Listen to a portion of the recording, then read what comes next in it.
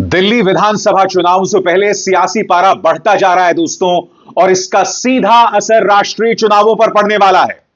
राष्ट्रीय राजनीति दिल्ली चुनावों की वजह से बदल जाएगी और यह कुछ देर में मैं प्रमाणित करने वाला हूं।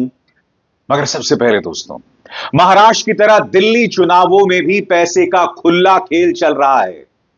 भारतीय जनता पार्टी नेता प्रवेश साहिब सिंह वर्मा खुलकर औरतों को पैसा बांट रहे हैं और आज इसी शिकायत इस बात का डर था, वही काम बीजेपी पार्टी ने दिल्ली के अंदर करना शुरू कर दिया। दोस्तों, फरवरी के अंदर दिल्ली के अंदर इलेक्शन है, लेकिन इलेक्शन से पहले जिस तरह का खेल बीजेपी पार्टी ने दिल्ली के अंदर शुरू कर दिया, उसको देखने और सुनने के बाद आप लोग भी दंग रह जाएंगे। और उससे बड़ी खबर तो यह है कि गोदी मीडिया ने इस खबर को पूरी तरह से ब्लैकआउट कर दिया है। गोदी मीडिया नहीं चाहता कि ये सारा खेल आप लोग के सामने आए कि किस तरह से चुनाव को लेकर वहां पर बिसात बिछाई जा रही है। हमारे साथ वरिष्ठ पत्रकार मौजूद हैं विशाल शर्मा जी, उनकी इस रिपोर्ट को देखिए।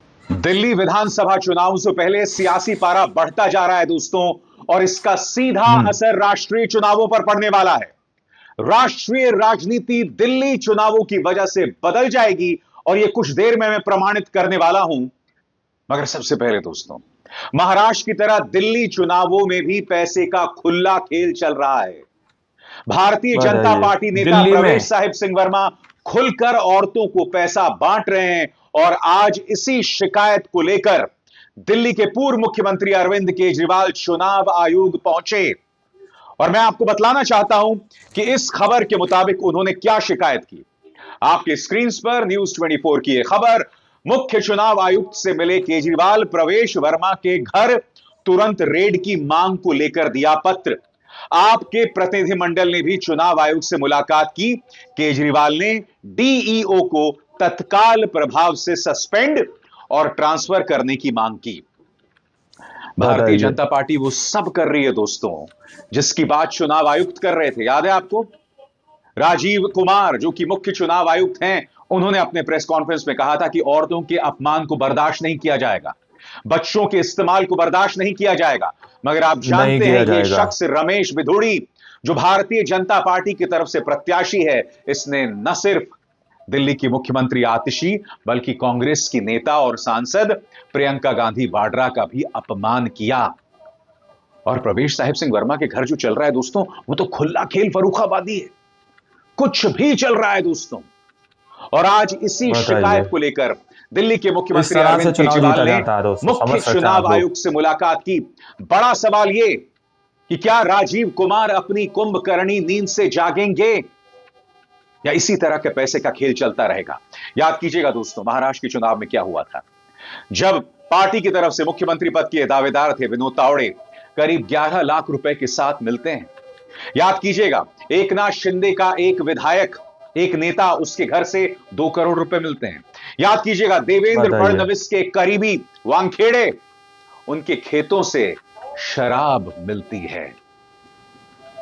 मगर क्या चुनाव आयोग ने कोई एक्शन लिया? बिल्कुल नहीं लिया। और क्या आपको लगता है कि प्रवेश साहिब सिंह वर्मा पर कोई एक्शन लिया जाएगा? बिल्कुल भी नहीं लिया जाएगा। बिल्कुल नहीं लिया जाएगा, क्योंकि आज की तारीख में चुनाव आयोग भारतीय जनता पार्टी का एजेंट बनकर रह गया। कम से कम उसकी हरकतों से प्रमाणित हो रहा है और बार बार प्रमाणित हो रहा है। सवाल यह कि आज जब अरविंद केजरीवाल इन तमाम मुद्दों को लेकर मिल रहे हैं, तो क्या चुनाव आयोग कुछ करेगा? सुनिए इस बारे में क्या कहा था अरविंद केजरीवाल। तीसरी चीज हमने कही कि नई दिल्ली विधानसभा के अंदर प्रवेश वर्मा जी खुलेआम जॉब कैंप लगा रहे हैं, रजिस्ट्रेशन कर रहे हैं,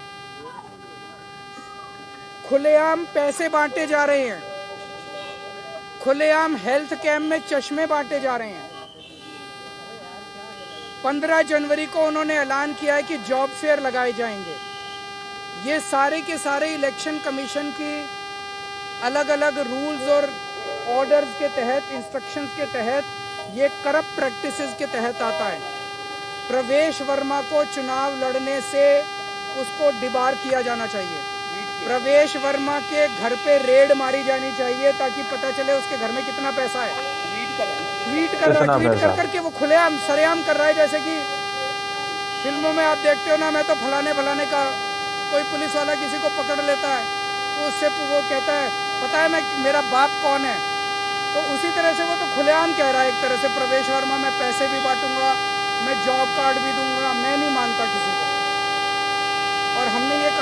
लोकल चुनाव अधिकारी हैं नई दिल्ली विधानसभा के, उन्होंने बीजेपी के सामने पूरी तरह से सरेंडर कर दिया है और बीजेपी के सारे गलत कामों को फैसिलिटेट कर रहे हैं।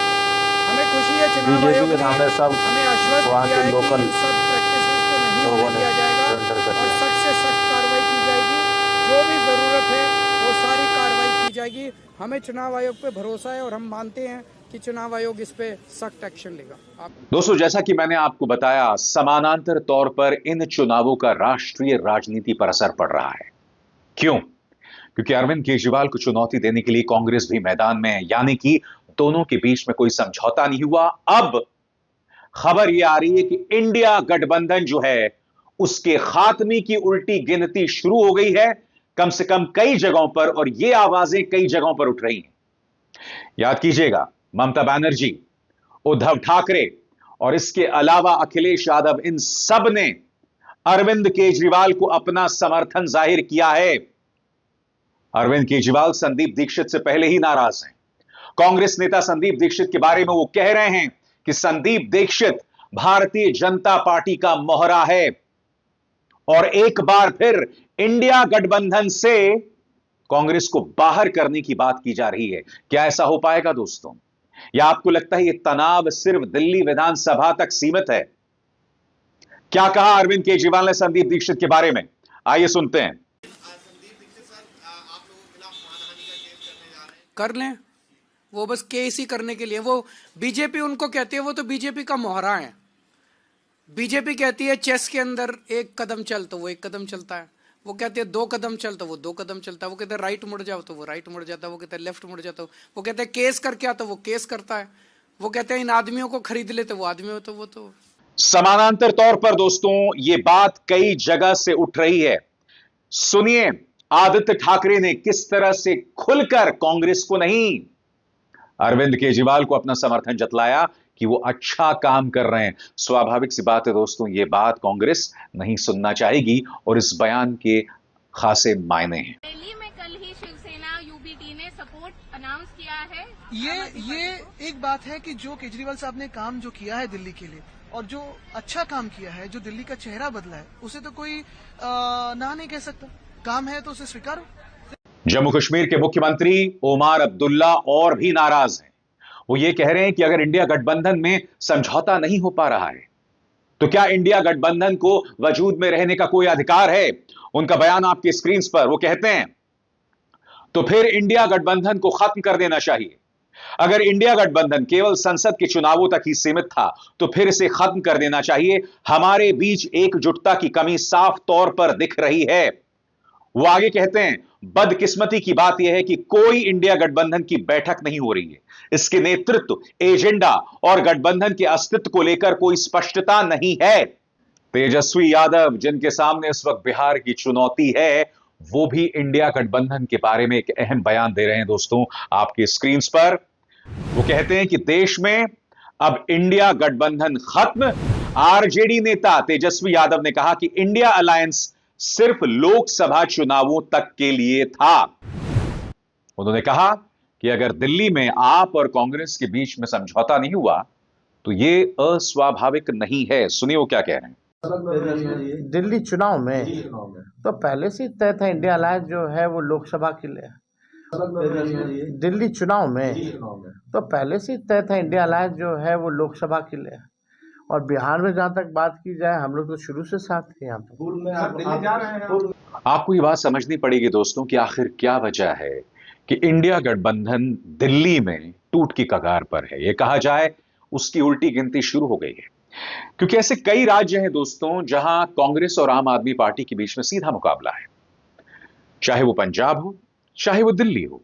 हम ये भी ना भूलें कि गुजरात के चुनावों में भी आम आदमी पार्टी ने कांग्रेस को जबरदस्त नुकसान पहुंचाया था। हालांकि लोकसभा चुनावों में एक तालमेल काफी हद तक था दोनों के बीच में। यह ना भूलें कि कुछ सालों में गुजरात में चुनाव होने वाले हैं। क्या इन दोनों पार्टियों के बीच में तालमेल होगा या आम आदमी पार्टी अपने स्तर पर राजनीतिक दस्तक देना चाहेगी? सबसे बड़ा कारण इंडिया गठबंधन में अलग अलग पार्टियां जो हैं वो अलग अलग राज्यों में एक दूसरे से मुकाबला कर रही हैं, क्योंकि इस देश का संघीय ढांचा बहुत मजबूत है दोस्तों। और ऐसे में कई राज्यों में, मसलन अगर हम पश्चिम बंगाल की बात करें तो वहां ममता बनर्जी और कांग्रेस के बीच मुकाबला चल रहा है। अधीर रंजन चौधरी जो कि कांग्रेस के नेता हैं, वो लगातार ममता बनर्जी के खिलाफ बयानात देते रहते हैं। ऐसे में राज्य स्तर पर इंडिया गठबंधन नामुमकिन है, अप्रासंगिक है, उसके कोई मायने नहीं रह जाते। इसीलिए दिल्ली में यह तनाव उभर कर आ रहा है। मगर हां, एक बार जब बिहार के चुनाव होंगे जो इस साल के अंत में होने वाले हैं, वहां पर तेजस्वी यादव और कांग्रेस में सहयोग है। मुझे नहीं लगता है कि यहां पर यह गठबंधन टूटेगा, और उसकी वजह यह है कि यहां पर कांग्रेस जूनियर पार्टनर है और कांग्रेस खुद को जूनियर पार्टनर मानकर चल रही है। दिल्ली में दिक्कत यह है कि पिछले 2 चुनावों में कांग्रेस को एक बहुत बड़ा शून्य मिल रहा है, मगर फिर भी वो आम आदमी पार्टी से मुकाबला कर रही है। और उसकी कई वजह है, क्योंकि इस वक्त कांग्रेस के अंदर ऐसे कई नेता हैं जिनके मन में केजरीवाल को लेकर बेतहाशा नफरत है, चाहे वो संदीप दीक्षित हो जो कि शीला दीक्षित के बेटे हैं।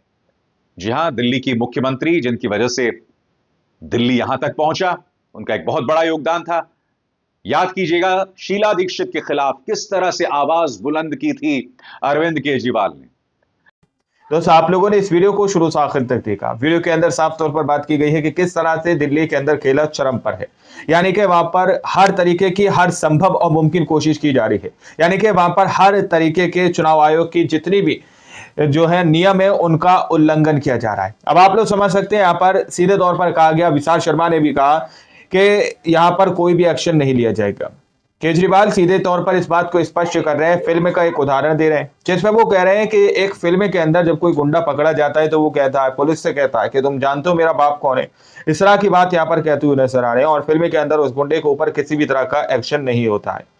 तो यहाँ पर उदाहरण दिया गया। अब आप लोग समझ सकते हैं कि दिल्ली के अंदर दिल्ली का चुनाव जीतने के लिए किस तरह की यहाँ पर जो है मुमकिन कोशिश की जा रही है, किस तरह से यहाँ पर अरविंद केजरीवाल को ठिकाने लगाने की कोशिश की जा रही है सियासी तौर पर। अब आप लोगों ने इस पूरी रिपोर्ट को देखा सुना, आप लोग क्या सोचते हैं, क्या समझते हैं, अपनी राय कमेंट सेक्शन में जरूर दीजिएगा। सबके वक्त की खबरें देखने के लिए चैनल को सब्सक्राइब कीजिए। मिलते हैं अगली वीडियो में, जब तक के लिए जय हिंद, जय भारत।